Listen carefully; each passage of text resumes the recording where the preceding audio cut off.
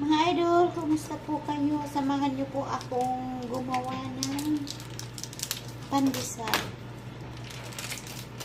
So, maglalagay tayo ng 1 spoon. 1 water. So, 1 spoon lang na mix natin.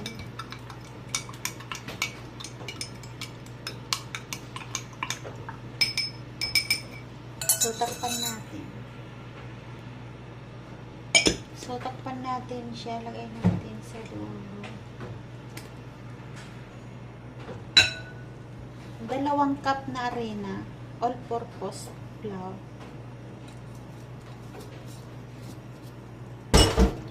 So, maglalagay tayo ng salt.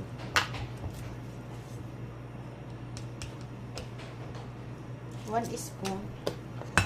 So, i-mix natin.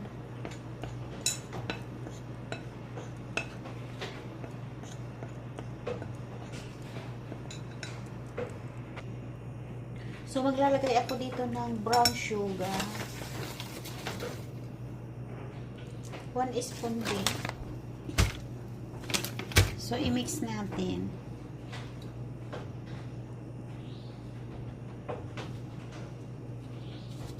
So, maglalagay ako ng oil. 2 spoon.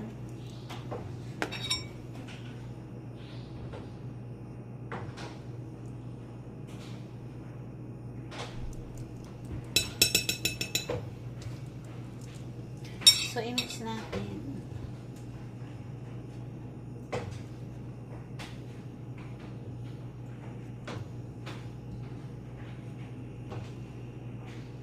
So, maglalagay ako dito ng sweet potato.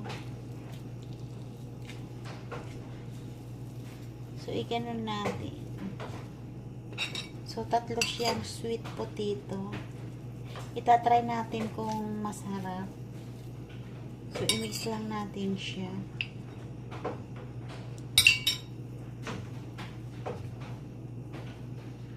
So, i-mix lang natin siya.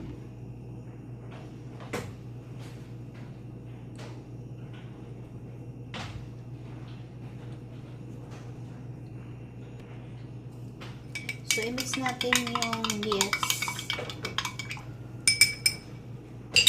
So, ilalagay natin dito sa minix natin na arena.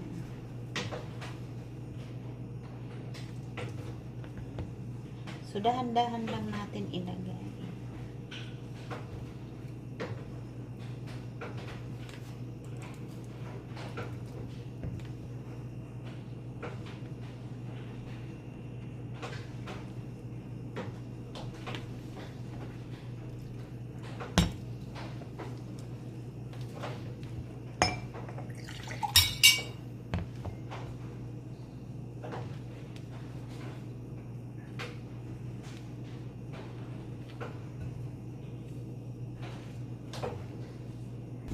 So, i-mix lang natin.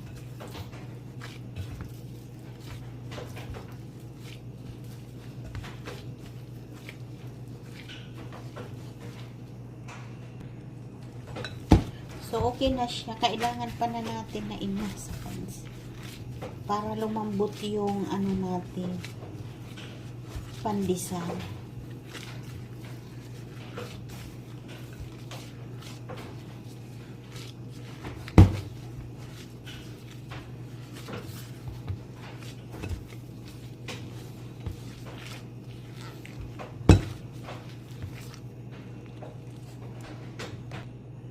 So, maglalagay tayo ng kaunting mantika.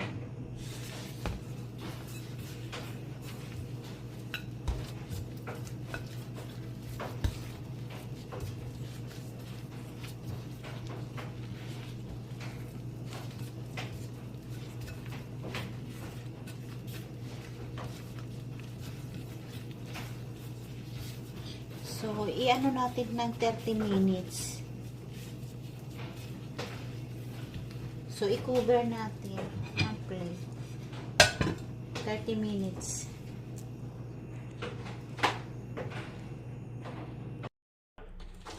So, mag-ano na tayo, mag-prepare na tayo ng dough.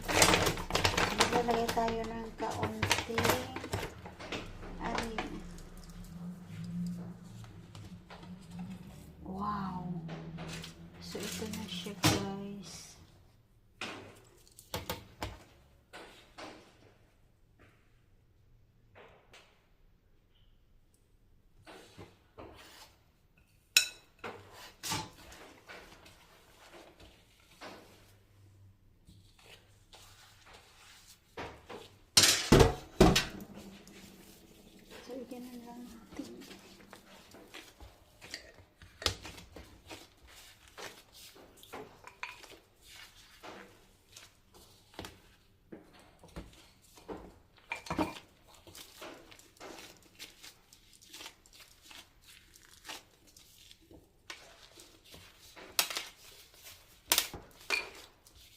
i-round muna natin siya.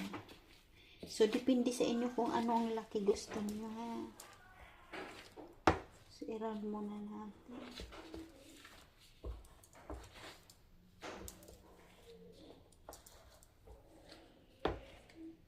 Tinatawag ako nito.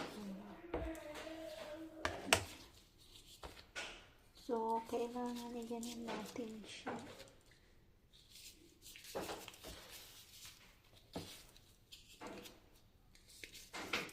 May malaki.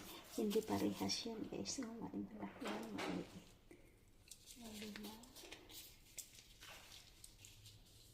Gusto ko yung mahaba.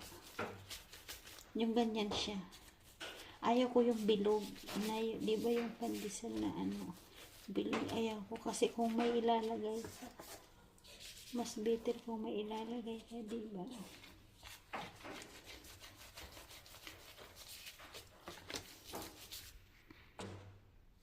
So, nagawa ko na, 5 siya. So, ilagay na natin dito. Sige, ganun na natin siya.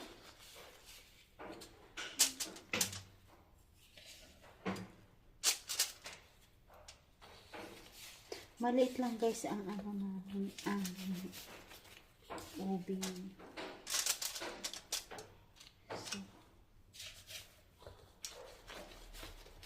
So, tamang-tama guys, 5 siya. Isa pa dito, diba? So, iubin na natin. So, guys, nakalimutan ko ng breadcrumb. So, maglalagay tayo ng breadcrumb. Babalutin natin siya ng breadcrumb. So, tanggalin natin. Wow, ang lambot guys. So, i-ano lang natin siya. Ganun lang natin.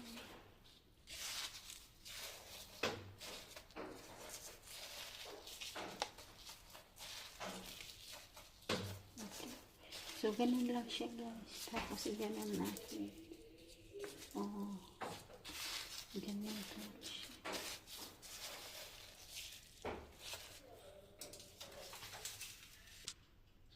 So, linagyan na natin ng breadcrumb. Ibalik natin sa tray ulit.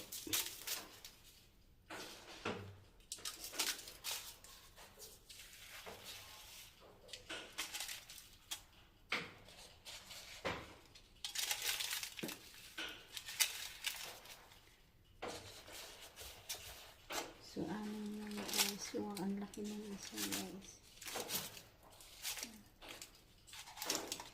So, i-oven na natin.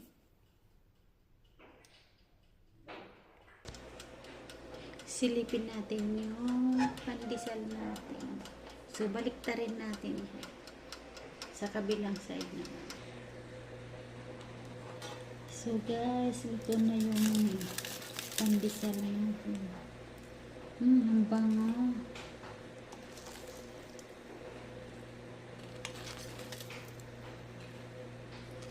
So, ilagay na natin sa plate.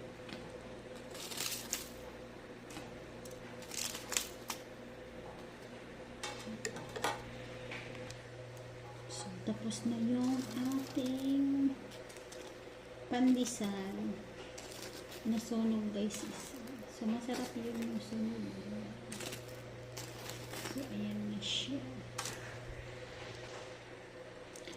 Guys, maraming salamat po sa lahat na nanonood ng video ko. Thank you for watching. Love you all guys. God bless us all. Bye. Pandesal with kamote.